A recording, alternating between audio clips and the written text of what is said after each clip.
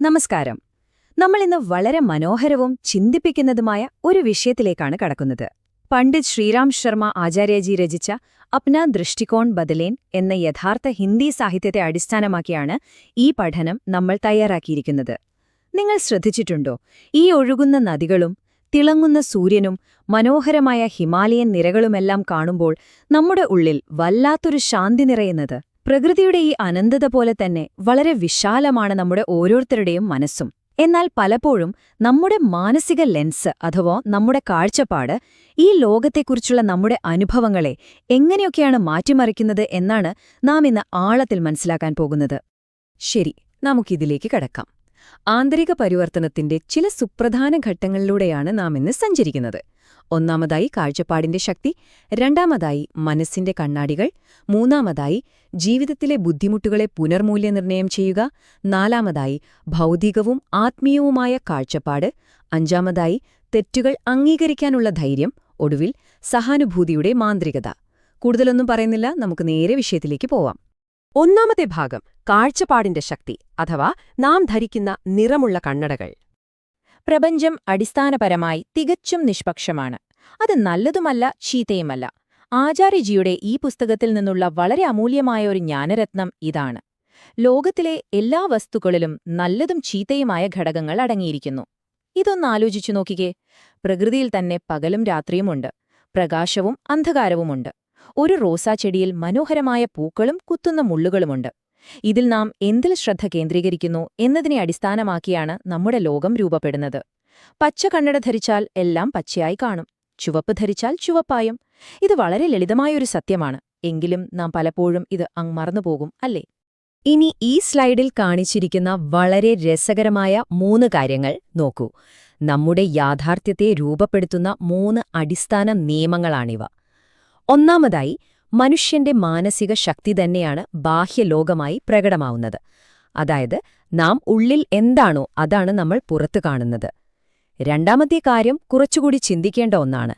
മറ്റുള്ളവരിൽ തിന്മകളും തെറ്റുകളും കാണുന്നത് സ്വന്തം വികലമായ ആന്തരിക ജീവിതത്തിന്റെ പ്രതിഫലനമാണ്. സത്യം പറഞ്ഞാൽ നാം മറ്റുള്ളവരെ വിമർശിക്കുമ്പോൾ യഥാർത്ഥത്തിൽ നമ്മുടെ സ്വന്തം കുറവുകളാണ് നാം വിളിച്ചു പറയുന്നത്. അവസാനമായി, ബാഹ്യലോകം മനുഷ്യന്റെ ആന്തരിക ജീവിതത്തിന്റെ ഒരു നിഴൽ മാത്രമാണ്.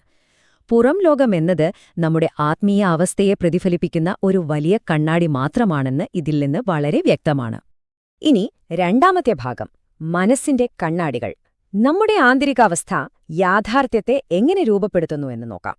ഒരേ മുറിയിലിരിക്കുന്ന 2 പേർക്ക് അവരുടെ ആന്തരിക ശുദ്ധിയുടെ അടിസ്ഥാനത്തിൽ തികച്ചും വ്യത്യസ്തമായ അനുഭവങ്ങൾ ഉണ്ടാകുന്നതെങ്ങനെയെന്ന് എപ്പോഴെങ്കിലും ചിന്തിച്ചിട്ടുണ്ടോ? ഒരു ഉദാഹരണം പറയാം. ഭാരതീയ പാരമ്പര്യ വേഷമണിഞ്ഞ ദുര്യോധനനെയും യുധിഷ്ഠിരനെയും ഒന്ന് മനസ്സിൽ കണ്ടുനോക്കൂ.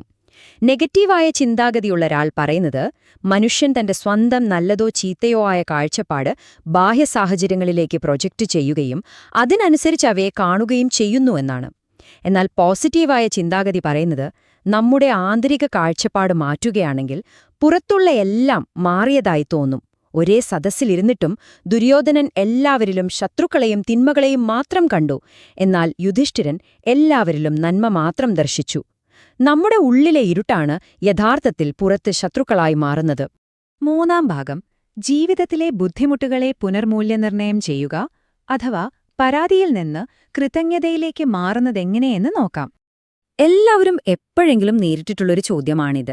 കൃത്യമായ ഒരേ കൊടുങ്കാറ്റിൽ അകപ്പെടുന്ന 2 പേർ എന്തുകൊണ്ടാണ് തികച്ചും വ്യത്യസ്തമായി പ്രതികരിക്കുന്നത്? പരീക്ഷയിൽ പരാജയപ്പെടുന്ന 2 വിദ്യാർത്ഥികളുടെ കാര്യം തന്നെ എടുക്കാം.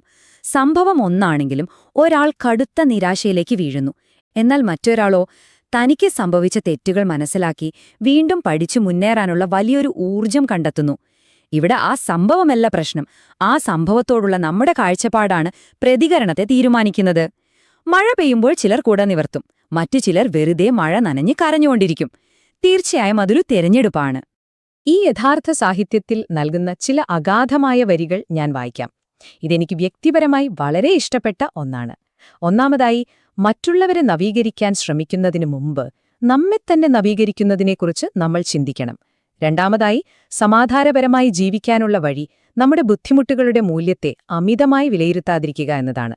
മൂന്നാമതായി, അപൂർവമായ ഈ മനുഷ്യജീവിതം നൽകിക്കൊണ്ട് ദൈവം നമുക്ക് വിലമതിക്കാനാവാത്തൊരു നിധിയാണ് നൽകിയിരിക്കുന്നത്. കൂടാതെ കാഴ്ചപ്പാട് മാറ്റിയാൽ ദൗർഭാഗ്യത്തേക്കാൾ കൂടുതൽ ലഭ്യമാകുന്നത് സൗഭാഗ്യമാണ്. എപ്പോഴും മറ്റുള്ളവരിൽ തെറ്റുകൾ കണ്ടെത്തുന്നത് ശരിക്കും നമ്മുടെ വിലയേറിയ മാനസികോർജ്ജം പാഴാക്കുകയല്ലേ ചെയ്യുന്നത്? ആ ഊർജ്ജം നമ്മെത്തന്നെ ഉയർത്താൻ ഉപയോഗിക്കുകയാണെങ്കിൽ ജീവിതം തന്നെ വലിയൊരു അനുഗ്രഹമായി മാറും തീർച്ച. 4. ഭാഗം ഭൗതികവും ആത്മീയവുമായ കാഴ്ചപ്പാട്. ഉപരിതലത്തിനപ്പുറം കാണാൻ നമ്മൾ പഠിക്കേണ്ടതുണ്ട്. ഇതൊന്ന് നോക്കിക്കേ. ഇത് നമ്മുടെ ചിന്താഗതിയിലെ മാറ്റത്തെ വളരെ കൃത്യമായി കാണിക്കുന്നു. ഇന്ന് നമ്മൾ കരുതുന്നത് മനുഷ്യന്റെ മഹത്വം അവന്റെ ദീർഘവീക്ഷണം കൊണ്ടാണ് എന്നാണ്. നാളെക്കുറിച്ച് ചിന്തിക്കുമ്പോഴോ, നാളെക്കുറിച്ച് ചിന്തിക്കുന്നവനാണ് കൂടുതൽ ബുദ്ധിമാനായി കണക്കാക്കപ്പെടുന്നത്.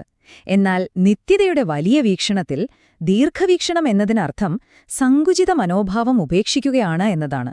ഉടനടിയുള്ള താൽക്കാലികമായ സുഖങ്ങളിൽ നിന്ന് മാറി നിത്യമായ ചിന്തയിലേക്ക് മാറുന്നത് നമ്മുടെ ഉത്കണ്ഠകളെ പൂർണ്ണമായും ഇല്ലാതാക്കുന്നു എന്ന് ഈ പുസ്തകം അടിവരയിട്ട് പറയുന്നു.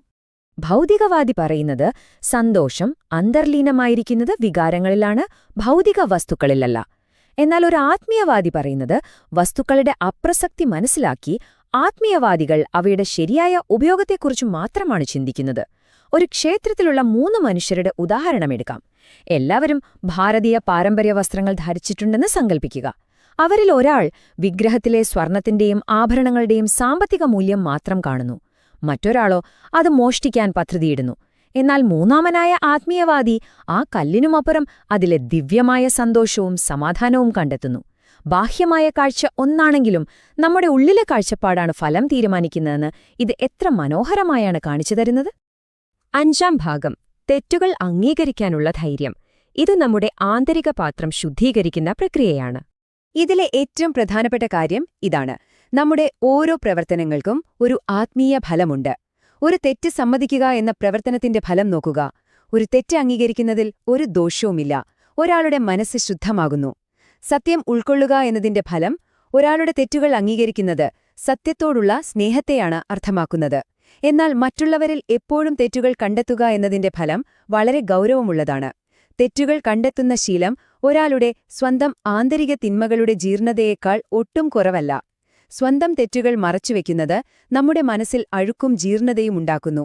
എന്നാൽ അവ തുറന്ന് അംഗീകരിക്കുന്നത് നമ്മെ സ്വതന്ത്രരാക്കുകയും മനസ്സിനെ സ്ഫടികം പോലെ ശുദ്ധമാക്കുകയും ചെയ്യുന്നു. സ്വന്തം കുറവുകൾ അംഗീകരിക്കുക എന്നത് ശരിക്കും വലിയൊരു ധൈര്യം തന്നെയാണ്. 6. ഭാഗം സഹാനുഭൂതിയുടെ മാന്ത്രികത. നമ്മുടെ കാഴ്ചപ്പാടിന്റെ ഏറ്റവും ഉയർന്ന രൂപമാണിത്. നമ്മുടെ ഈ ആത്മീയ യാത്രയുടെ ഏറ്റവും ഉയർന്ന കൊടുമുടിയിൽ നാം എത്തിയിരിക്കുന്നു. മറ്റെല്ലാ ജീവജാലങ്ങളോടുമുള്ള യഥാർത്ഥ സഹാനുഭൂതിയും അനുകമ്പയുമാണിത്. ഈ അവസാനത്തെ അറിവുകൾ കൂടി നമുക്കൊന്ന് പരിശോധിക്കാം. സഹാനുഭൂതി എന്നത് മറ്റുള്ളവരുടെ മനസ്സിനെ ആകർഷിക്കാൻ കഴിവുള്ള സ്വഭാവത്തിന്റെ ഒരു മഹത്വമാണ്. അതോടൊപ്പം മറ്റുള്ളവരുടെ ബുദ്ധിമുട്ടുകൾ സ്വന്തമെന്ന പോലെ കരുതി അവരെ സേവിക്കുന്നതിനെയാണ് സഹാനുഭൂതി എന്ന് വിളിക്കുന്നത്. യഥാർത്ഥ സഹാനുഭൂതി നമ്മുടെ ശത്രുക്കളെപ്പോലും ഇല്ലാതാക്കുകയും നമുക്ക് ചുറ്റും സ്വർഗീയമായൊരു പ്രഭാവലയം സൃഷ്ടിക്കുകയും ചെയ്യുന്നു എന്നിത് വ്യക്തമാക്കുന്നു. ഇത് നമ്മുടെ കാഴ്ചപ്പാടിനെ മാത്രമല്ല, നമ്മുടെ ചുറ്റുമുള്ള ലോകത്തെ മുഴുവൻ പ്രകാശപൂരിതമാക്കുന്നു. ഈ യാത്രയുടെ അവസാനം ചിന്തിപ്പിക്കുന്ന ഒരു ചോദ്യം ഞാൻ നിങ്ങളോട് ചോദിക്കാൻ ആഗ്രഹിക്കുന്നു. നാളെ രാവിലെ നിങ്ങൾ ഉണരുമ്പോൾ ഏത് നിറത്തിലുള്ള കണ്ണടകൾ ധരിക്കാനാണ് നിങ്ങൾ തിരഞ്ഞെടുക്കുക? നിങ്ങളുടെ യാഥാർത്ഥ്യത്തെ രൂപപ്പെടുത്താനുള്ള ശക്തി പൂർണ്ണമായും നിങ്ങളുടെ കൈകളിൽ മാത്രമാണുള്ളത്. മറ്റുള്ളവരിൽ നന്മ കണ്ടെത്താനും ബുദ്ധിമുട്ടുകളിൽ പോലും കൃതജ്ഞത കാണിക്കാനും നമ്മൾ പഠിക്കേണ്ടതുണ്ട്. പണ്ഡിറ്റ് ശ്രീറാം ശർമ്മ ആചാര്യജിയുടെ ഈ യഥാർത്ഥ സാഹിത്യത്തിൽ കൂടുതൽ ആഴത്തിൽ പഠിക്കാനും അതിലെ അറിവുകൾ നിങ്ങളുടെ സ്വന്തം ജീവിതത്തിൽ പകർത്താനും ഈ വിശദീകരണം നിങ്ങൾക്ക് വലിയൊരു പ്രചോദനമാകുമെന്ന് ഞാൻ വിശ്വസിക്കുന്നു. തികച്ചും പുതിയൊരു കാഴ്ചപ്പാടോടെ ഈ ലോകത്തെ കാണാൻ നിങ്ങൾക്ക് ഓരോരുത്തർക്കും സാധിക്കട്ടെ. നന്ദി. ഒപ്പം എല്ലാവർക്കും ശുഭദിനം നേരുന്നു.